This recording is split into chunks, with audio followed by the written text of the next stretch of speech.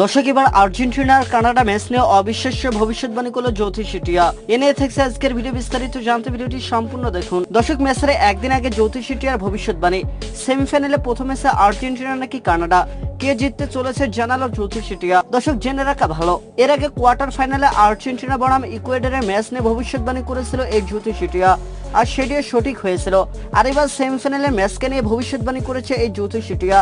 দর্শক, কোয়ার্টার ফাইনালে ইকুয়েডরের বিপক্ষে হাড্ডাহাড্ডি ম্যাচের পর ট্রাইব্রেকারে ইকুয়েডরকে হারিয়ে সেমিফাইনাল নিশ্চিত করেছিল আর্জেন্টিনা। আর আগামীকাল 10 জুলাই বাংলাদেশ সময় সকাল 6টায় সেমিফাইনাল ম্যাচে মাঠে নামবে আর্জেন্টিনা এবং কানাডা।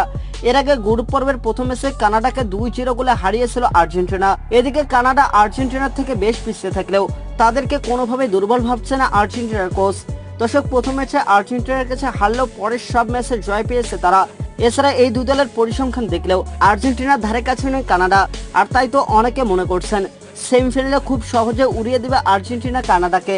এদিকে কোপার সেমিতে বিশ্ব চ্যাম্পিয়নদের বিপক্ষে মাঠে নামার আগে দলটির যত দুশ্চিন্তা সব মেসিকে ঘিরে।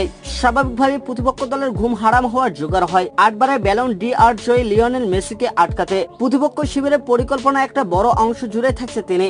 ব্যতিক্রম না কানাডারও। দলটির কোচ জেসি মার্টস মেসিকে আটকাতে নিজের পরিকল্পনার কথা জানালেন। প্রথম ম্যাচে মেসিকে একটু বেশি স্বাধীনতা দিয়ে ফেলেছিলাম, সেই ভুলে এই ম্যাচে আর করতে চাই না। তবে এটা মোটেও সহজ হবে না আমাদের জন্য এটি দারুণ এক সুযোগ। আমাদের ইতিবাচক আক্রমণাত্মক থাকতে হবে। আমরা শুধুমাত্র রক্ষণ সামলাবো না, আমরা যেভাবে খেলতে চাই সেটি মেরে ধরার চেষ্টা করব। দেখা যাক সেটি চালিয়ে যেতে পারে কিনা। এদিকে ম্যাচের একদিন আগে কানাডা বনাম আর্জেন্টিনার সেমিফাইনালের ম্যাচকে নিয়ে ভবিষ্যৎবাণী করেছে জ্যোতি শেঠিয়া। আর ভবিষ্যৎবাণীটি আর্জেন্টিনার পক্ষে এসেছে। তো দর্শক, আর্জেন্টিনা কি পারবে কানাডাকে হারিয়ে ফাইনালে জিতে? জানিয়ে দিন আমাদের ভিডিওর কমেন্ট বক্সে। ধন্যবাদ।